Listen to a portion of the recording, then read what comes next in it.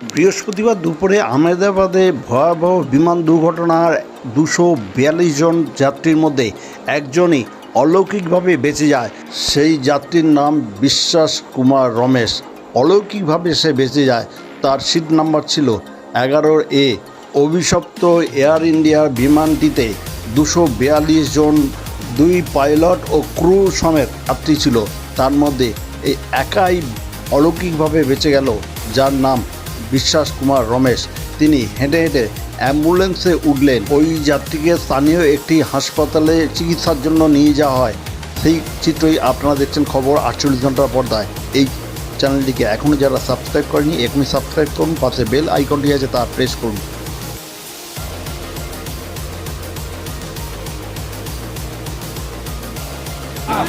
lamp फाट्यो